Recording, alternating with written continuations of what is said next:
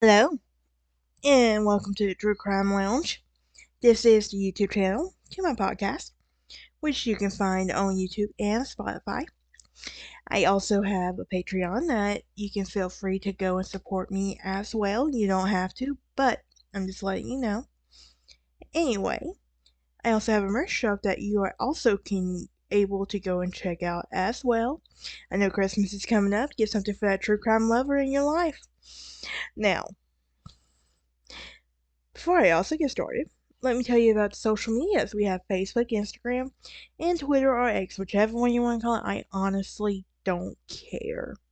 It's Twitter to me. It will always be Twitter to me. Just because you change the name of something doesn't make it different, right? Anyway, today we're going to continue on with finish up our Dr. Death series. Yep. So, and before I get started with this episode of True Crime Lounge, I am about to launch a mini series. It's gonna be a special mini series. That's gonna launch during the week of Thanksgiving, and we're gonna be talking about Thanksgiving Day murders. Yep. You can also that will be on my podcast. You can go if you're interested in that. But yes. But now, why don't we get started with today's episode? Today, so other witnesses told Shipman's lack of compassion toward the bereft. Truck driver Albert Lilly broke down after he recalled the way Shipman announced the death of his wife, 59-year-old Jean Lilly. He will go on to say, I've had been with your wife for quite a while now, trying to persuade her to go to the hospital, but she won't go. I was going to come home and have a word with you and your wife, but I was too late.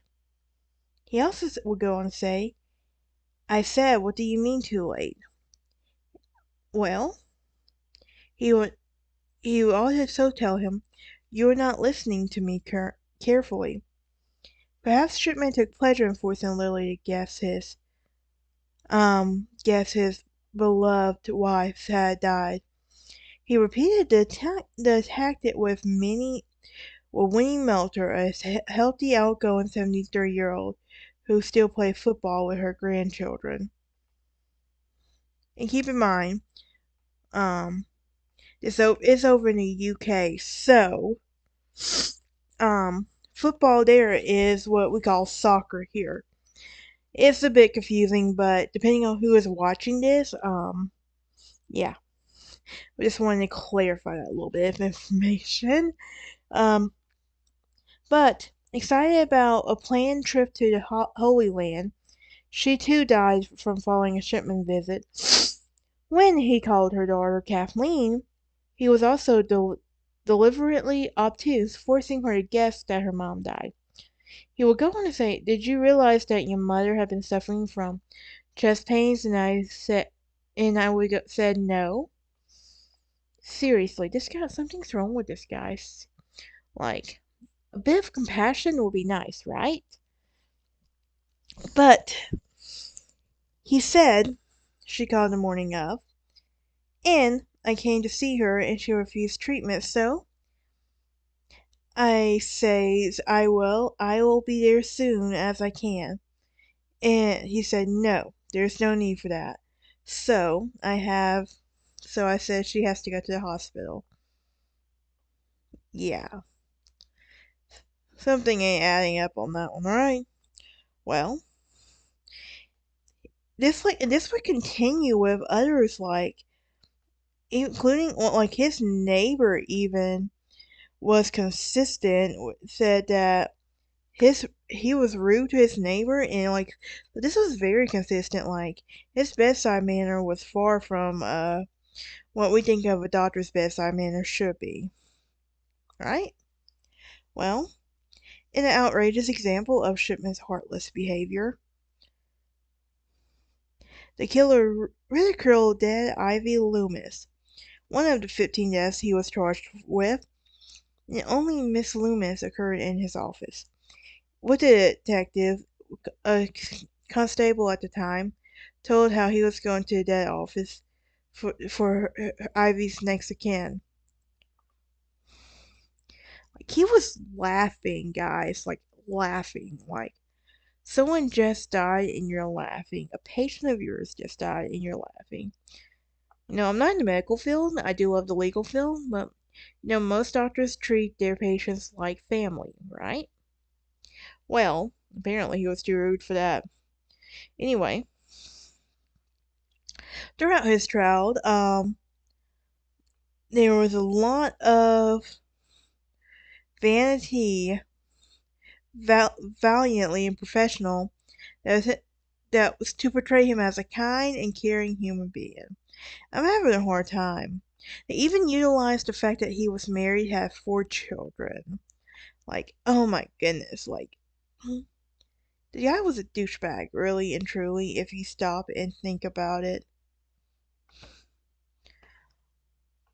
But, like, yeah. Alright, sorry guys. So finally, the trial turned to evidence revealing that Shipman's devious ways of hurting drugs to kill. So during the trial, he had claimed that he never carried morphine, therefore he could never kill his patients. But the family of Molly Dudley disproved the assertion. Although Shipman was not charged with her death in the original trial, he had admitted of giving her morphine. Her daughter-in-law, who received a call from Shipman with the same thing, like, oh my gosh, like, dude, just work on your bedside manner, for crying out loud. Like, I don't, how hard is it? Like, isn't that part of like the boards or something, like when they do like your bedside manner? I'm not sure. But the prosecution would sarcastically dismiss a lot of the nonsense that came with his case.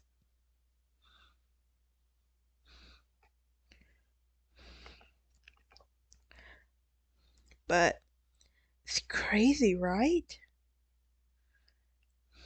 That's what I think anyway. But, well, seriously though.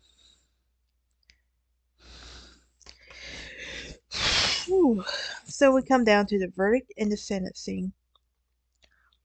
Well, now, regarding his verdict and sentence, it would take the judge 2 weeks to go dissect all the evidence heard by the jury. He urged caution, noting that no witness had actually seen him kill, and he also urged the jurors to common sense to arrive into a verdict. Like, so, on January 31st, 2000, around 4:43 p.m., the foreman declared all of the jury's verdicts was unanimous, and they found him guilty on 15 counts of murder and 1 of forgery. And the disgraced doctor stood motionless and betrayed, saying that no one of the emotion he had heard. His wife, Primrose, she was wearing black and remained impassive, and her boys, one beside her and one seated behind her, looked down, diminished. Like, there was some gaps that, like, some people couldn't believe that he did it. But, yeah. So the judge passed 15 life sentences for the murders of a 4-year sentence for forgery and a 4-year sentence for forgery. Then he broke the tradition that involves writing to the Home Secretary above his recommendation. So, the British police are so convinced that his killing spree started long ago, and that a special helpline had been used in concerned friends and relatives. Like,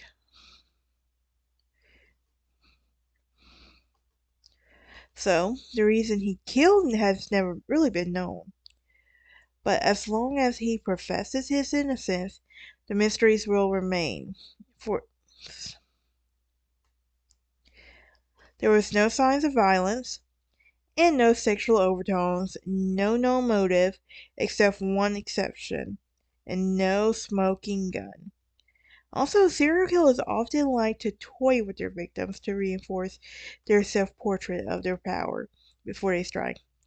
But Shipman's victims seem to have died peacefully. Surroundings were as they were safe and comfortable at home. This really could stem from watching his mom die, honestly. But yeah.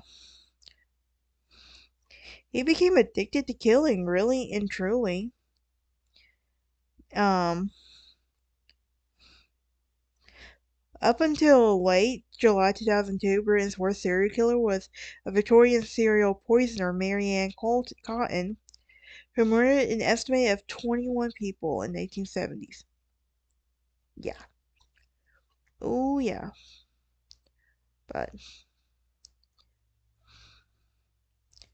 what do y'all think? Like, do you think it stems from watching his mom die? What makes him so crazy? Like, I don't know.